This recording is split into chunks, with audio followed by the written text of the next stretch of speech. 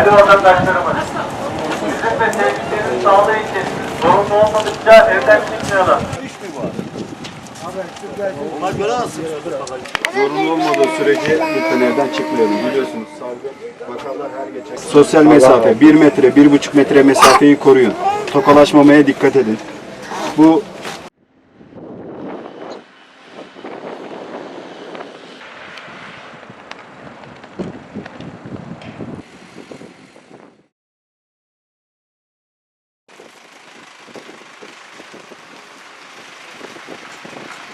İyi günler abilerimiz, müdürlüğü, koronavirüsle alakalı bilgilendirme konuşmalarımız. Evden çıkmayalım, 14 gün kuralına dikkat edelim.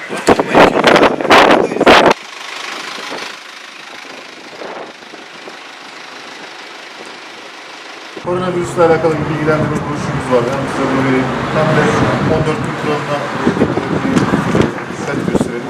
Mümkün olduğunca evinizden ayrılmayın. 65 yaş üstü hastalarla ilgili, yaşlarla ilgili bilgilendirmeden haberiniz almışsınız. Bu da onlarla da fazla temasla geçmeyin. Evet. Ailenizde de varsa onlardan uyarmayı ihmal etmeyin. Mümkün olduğunca dikkat edelim. Ayrıca 112, 155, 156'da vefat destek grubundan bu 65 yaş üstü insanlara kendi ailenizde de varsa bunları bilgilendirin. Dışarı çıkmadan ihtiyaçlarının karşılanacağı.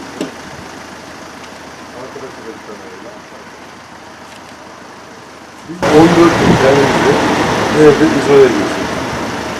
Ağırlaşırsa Zorunlu olmadıkça evden çıkmayalım. 112, 155,